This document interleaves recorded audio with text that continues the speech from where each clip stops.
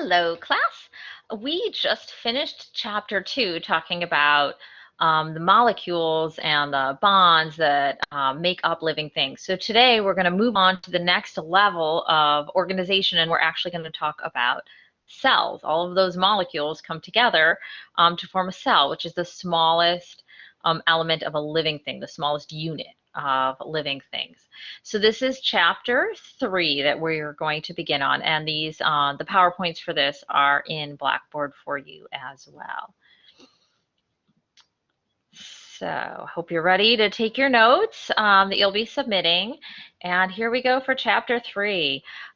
So when we think about cells, usually people think of tiny little things, like we are looking here under the microscope. This is a microscope view of cells, and you're looking at cells in lab, right? And we're using microscope views for those. But not all cells are tiny. You can see some cells with the naked eye, like eggs. An egg is actually a single cell. A pre-fertilized egg is just one cell. It has a nucleus with DNA in it, and it has a cell membrane. So the parts of the cell that we're going to talk about we're just going to discuss what is a cell, right? We're going to talk about that cell membrane, which we covered a little bit when we were talking about lipids, right? We talked about cell membranes a little bit. So we're going to talk about cell membranes, and that's going to cover this lecture. And then we're going to talk about how things cross that cell membrane, right? It's not everything can go through it, and some landmarks in the cell. So those would be organelles, different parts within the cell that you should be able to recognize. So first, before we can go further, we need to discuss what is a cell, right? This is the smallest unit of life that can actually function independently. So there are many organisms that are just single-celled organisms. They're just one cell. It can perform all of the functions that it needs. It can reproduce itself, and it has DNA in it that can perform functions and tell which proteins it needs to make, so it can kind of direct the functions of the cell. But replication is an important part of it. It is its own unique unit, right, with a cell membrane.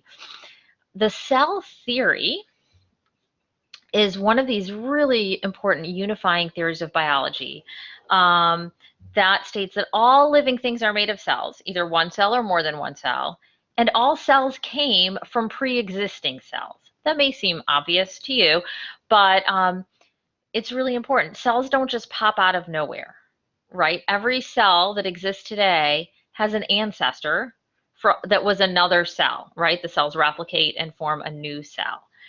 And when we say this is a theory, remember we talked about theories in chapter 1. A scientific theory is a widely accepted hypothesis.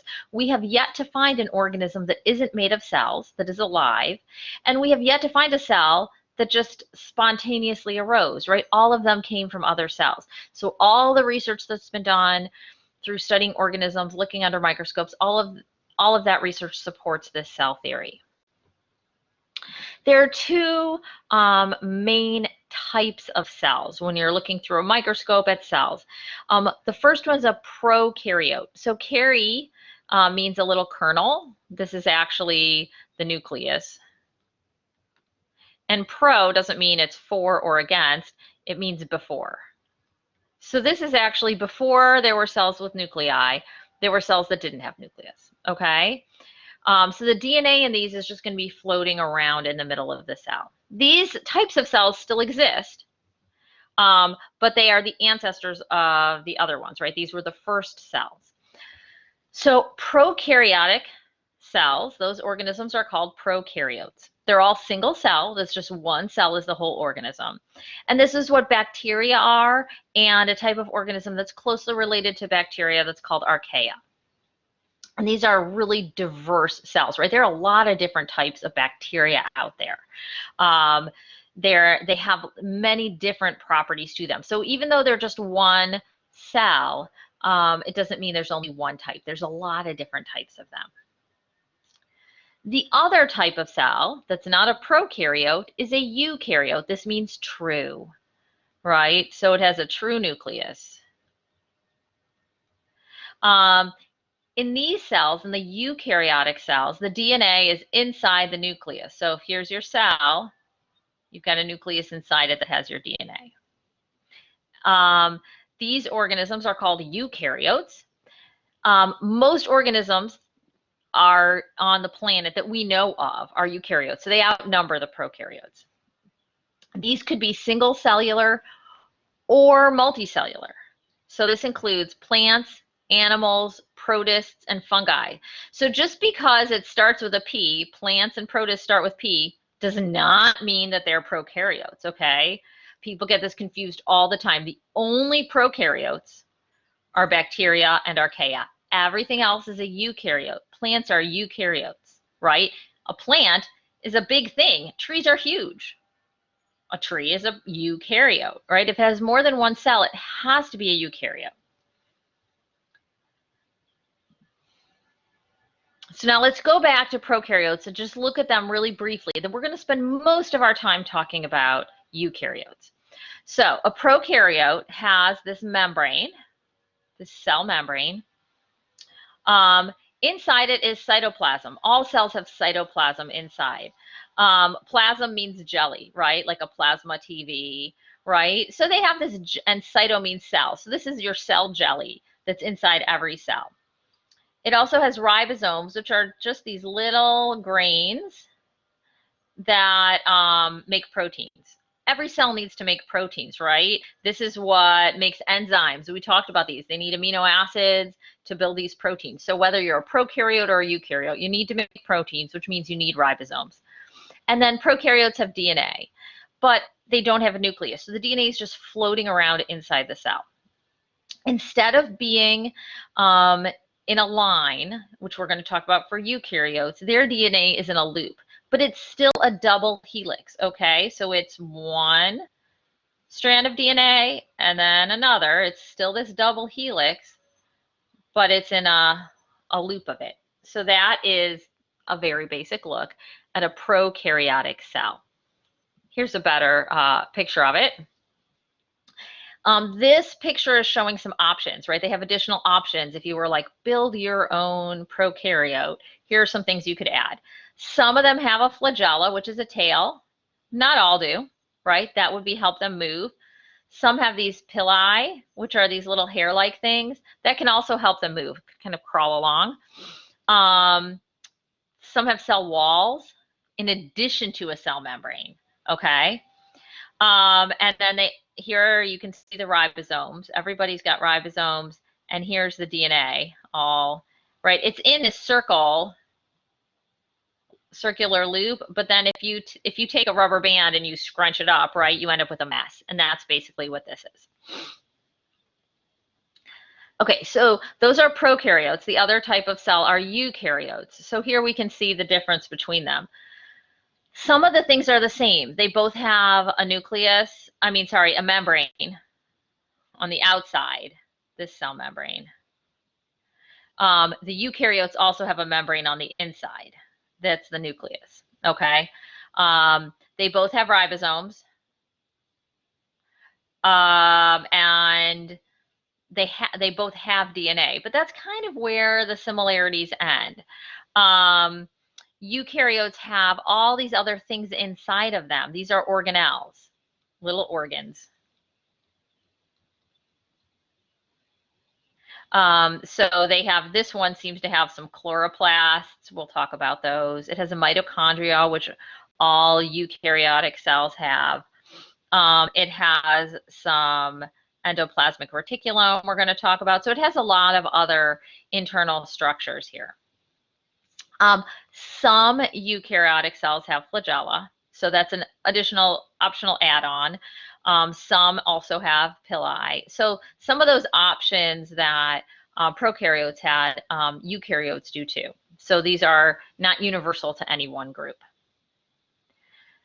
So some unique features of the eukaryotic cell, first of all, is size. Eukaryotic cells are much larger. If you can see it with your naked eye, it's a eukaryote. So there are some eukaryotic cells that you could see with your naked eye, like an egg, for instance, but there are also some small organisms that you might, single-celled organisms that you might be able to see with the naked eye. Or, if you look really up close, or at least with a magnifying glass, right? And even under a microscope, a eukaryote is going to be much bigger than a prokaryote. You can look at it with less microscopic power. Eukaryotes have a nucleus, and the DNA is inside of that. The DNA in that nucleus is in a linear strand. So whereas the prokaryote was in a circle, here we've got our double strand and it's just in a line like that. And then there are these organelles, these special little organs, these specialized structures inside that each have different jobs. Just like prokaryotes, though, they have cytoplasm. Okay, so they have this jelly-like substance inside. They have ribosomes, just like prokaryotic cells.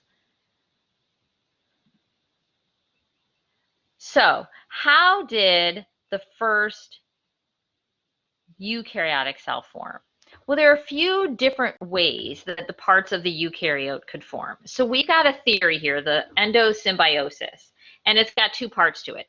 So first of all, let's take apart this word. Endo means inside. Sym means together. And bio means living, right? So this is living inside together. These are different organisms living together inside one cell. When you understand what that means, this theory is going to make more sense to you. Okay, so the first part of this is not actually endosymbiosis. This is infolding. Here we've got our plasma membrane, and you can imagine some of it could kind of pinch, right? It's just if you had a rubber band, you could pinch some of it internally, right? And it could kind of pinch off and form its own plasma membrane inside the other plasma membrane. That's how a nucleus formed. A nucleus is just another membrane inside a membrane, right? So it just pinched itself. It folded in. We've got our nucleus. There are other membranes inside a prokaryotic cell. All this stuff in blue here, this endoplasmic reticulum, this is also folded up membrane. Again, you've got this membrane, a bit pinches off and goes inside the cell. Okay, this is infolding. So step one is infolding. This is how this could have formed the nucleus and the endoplasmic reticulum.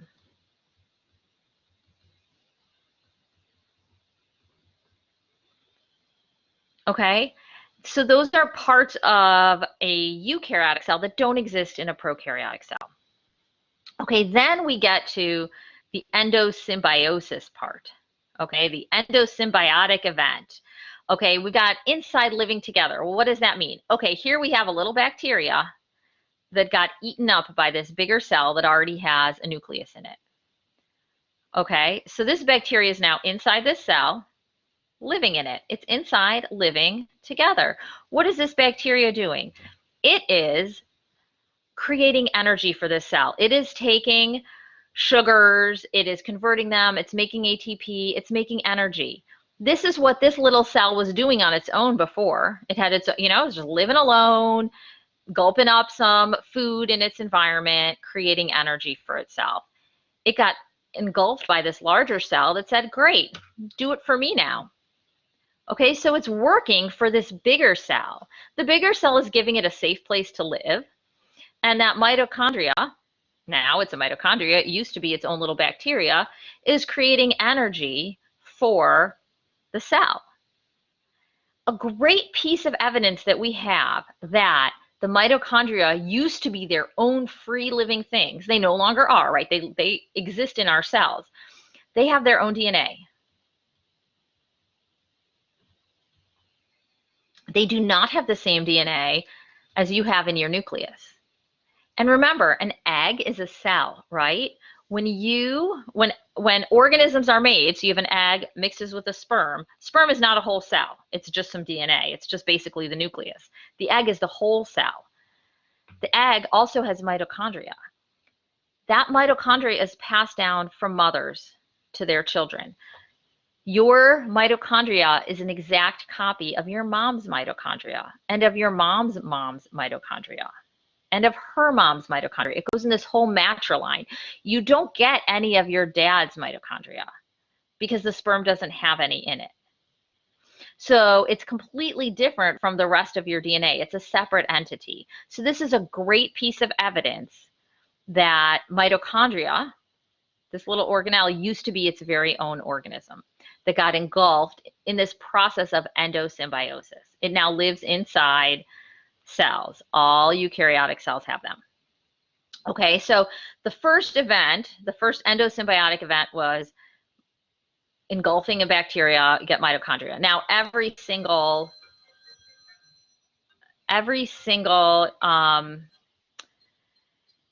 eukaryotic cell has mitochondria.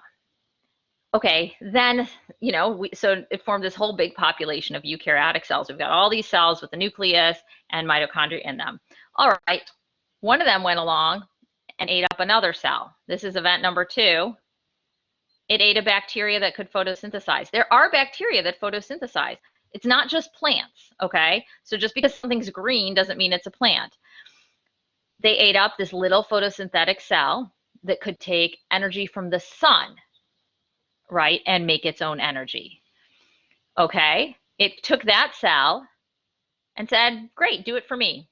Now, these cells became what we know as chloroplasts. So there are eukaryotic cells that have chloroplasts. They don't all, right? So we had all these cells with mitochondria. One of them went and gulped up some chloroplasts or little photosynthetic bacteria and became a new population of photosynthetic organisms. The ones that didn't have that chloroplast in them, that green photosynthetic cell, can't do it. So, animals are in this group down here. I'll circle animals and some other organisms too. It's not just animals, right? We've got mitochondria, but we are not green and we cannot photosynthesize. And then we've got a different group of eukaryotes here that has mitochondria and this other cell that can photosynthesize, okay? So these are 2 instances of endosymbiosis. So if I said, our first thing here of infolding created the nucleus and endoplasmic reticulum, endosymbiosis is what created the mitochondria and chloroplasts.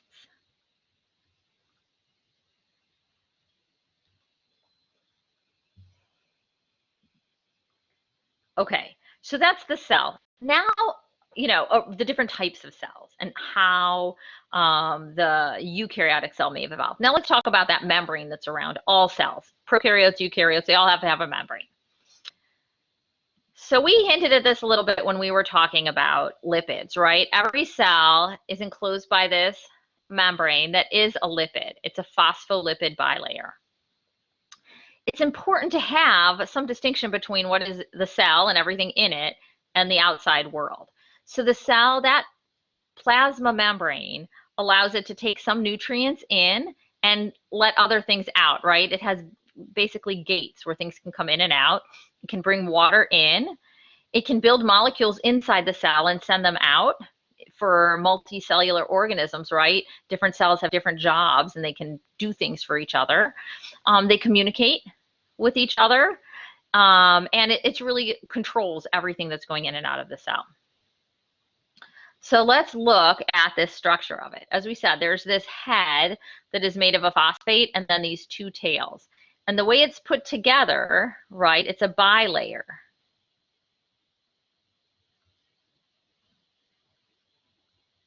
So the head itself is hydrophilic. It loves water. The tail is the fatty part. It's hydrophobic. It's scared of water, which means that the outside of the cell, where it's got the head exposed, right, can be floating in a watery substance like your bloodstream, right, or water itself. It could be in the ocean. Inside the cell is another head. So it can have all of this cytoplasm, which is water-based, right, a watery inside, And it's fine with that.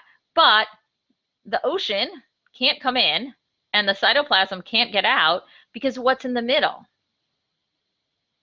This hydrophobic tail, these fats. Nothing, the water can't get through the fats.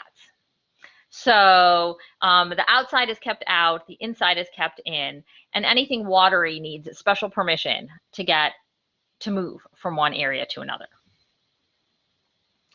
So here's another picture of this, and it shows you in a little more detail. We've got some proteins that kind of stick out. Some of these are lipids, some are proteins. You could think of these, this is like the spike protein on the coronavirus, right? There are these things that stick out. And then you see there are some of these, this is a protein too in blue here. This is a channel. This is where water could go through. So there are these special gates that things like water can get through in order, because it can't get through the membrane itself. And if we look here, viruses can exploit this structure of a cell. So they have special ways that they can dock, right? Cells themselves do have like a security system. And you need to know, right? They have a lock and there has to be a key to unlock it so that they can get into that cell. Well, here's HIV has that key, right? And it can get into the cell, and then it disrupts it and it makes the cell replicate the HIV DNA instead of its own DNA. Coronavirus does the same thing. It's able to unlock the cell to get in, and then this makes the cell replicate for itself. So remember, we talked about, your first reading was on viruses and, are they alive? They can't reproduce on their own, but they can make other cells do their reproduction for them.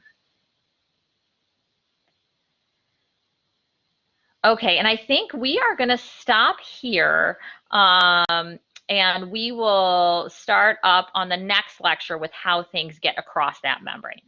Okay, so you can go back in, look at the discussion question, and I'll see you at the next lecture.